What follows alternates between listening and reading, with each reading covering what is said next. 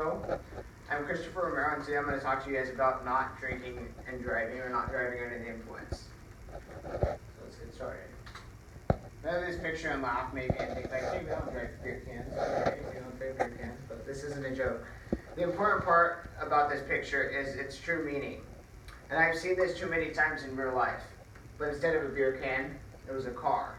And inside of that car was somebody that decided to drink and drive, or somebody that was a victim of somebody else that decided to drink and drive.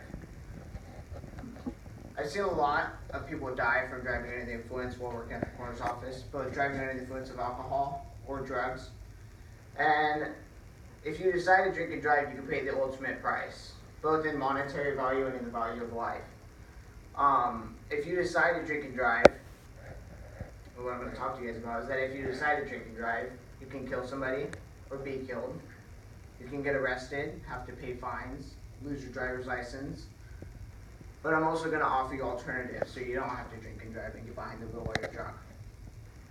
By show of hands, who knows somebody that has been killed or has killed somebody while driving under the influence?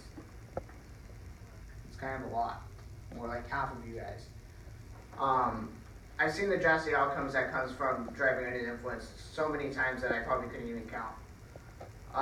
And people say all the time too, like, oh, it was only a beer or two. I'm only a little buzzed. I'm fine. I can drive. Well, actually, and even per the California Vehicle Code section 23152B, an officer only has to believe that you are too impaired to safely operate a motor vehicle to arrest you for driving under the influence. Even if you're under a .08, you can still get arrested for driving under the influence if you're too impaired to drive. So, for the National Highway Traffic Safety Administration, or the NHTSA, every 2 minutes in the United States, a person is injured in a drunk driving crash. Every 2 minutes. That means that by the time I just started talking right now, somebody's been hurt in a drunk driving accident. Also, in 2014 alone, 9,967 people died in drunk driving crashes. That's 1 every 53 minutes. So if you have a 2-hour class, that means 2 people have died during that period of whatever you're learning about in the United States. And 29,000 people were injured in DUI accidents that year. So I've been in many fatal vehicle accidents that involved DUI, driving under the influence of alcohol or drugs. Many of them were along the main corridors of Sonoma County, so Highway 101, Highway 12, Highway 1, River Road, Adobe Road, Stony Point Road, and maybe even down the street from where some of you guys live. Here's one here. This is a vehicle accident I went to on River Road a few months ago. Maybe it was sometime last year. And this 4-door sedan here was driving westbound on River Road towards the river. And that pickup truck that you can't even really tell is a pickup truck behind that telephone pole was coming eastbound. Well, the guy in the 4-door car was drunk.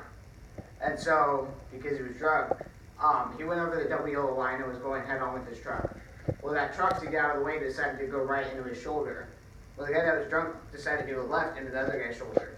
Well, they hit head on. And when they hit head on, that car went straight into that telephone pole and this car landed here. Well, on impact, this car caught on fire. And that driver died.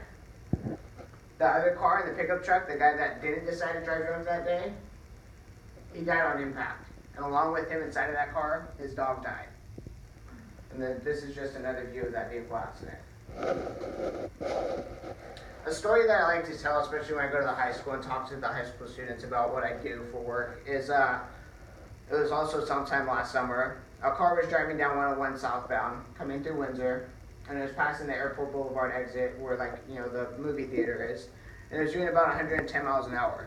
And there was a sheriff's deputy right there that saw that car drive by doing 110 miles an hour. So he got behind it, started following it down the freeway, and he didn't catch up to it until Steel Lane when they were doing about 70 miles an hour.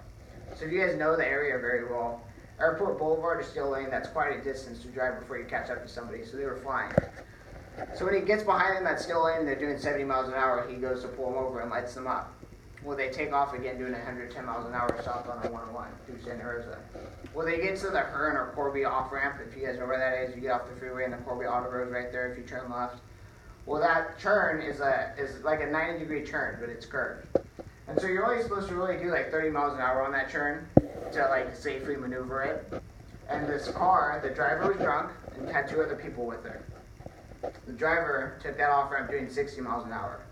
Instead of taking the off-ramp, though, she decided to go straight through the little grassy area, the gore point. Well, unbeknownst to her, in that gore point, there was some cement at the bottom and a steel grate to allow water to flow through. So what she did was she went straight doing 60 miles an hour, went through the grassy area, hit that cement and steel, popped back up and landed on all four. Well, not only was she drunk, she wasn't wearing a seatbelt. And so like, you know when you're driving a car and like your feet are on the pedals and your hands are on the steering wheel? Well, her body was forced in that area between the steering wheel and she was forced where your feet are supposed to be. That's where the impact made her settle. Well, she died. Her passenger, her front seat passenger, also drunk, also not wearing a seatbelt, was ejected through the front windshield. Landed probably the distance between me and that chair right there, in front of the car. If that car didn't stop, she'd be dead underneath it. Instead, she just broke her arm and some ribs. The guy in the back seat, because I said there were three, he was drunk also. He was wearing a seatbelt, but he broke his neck. And that's not even the worst part. The driver that died, 17 years old. The passenger that was ejected and broke her arm and ribs, 17 years old. Guy in the back seat, 18. So that's a story, I mean, that still sticks with me and still sticks with the kids that I told it to. So by show of hands, how many of you guys know somebody that's been arrested for DUI or that has driven drunk and not even been arrested? That's too many people. So there are consequences when you decide to get behind the wheel drunk. Mothers Against Drunk Driving, or MADD, states that drunk driving costs the United States $132 billion per year. And notice how I put billion in all caps. That's a lot of money. For the California Highway Patrol, the fine for first-time offenses can exceed $15,000 with associated fees. So that's like getting your car impounded, your storage fees for your car being impounded, and then your court fees, whatever other fees you may have to pay. A taxi is nowhere close to that amount of money. And that leads me to my last point, is you can take steps to avoid having to get behind the wheel while you're drunk. And you can avoid all these problems easily. And there's many alternate choices that you can take. So there's Uber and Lyft, which is an app, pretty much like a taxi service, but it's an app and you don't really ride in a taxi, it's another just car.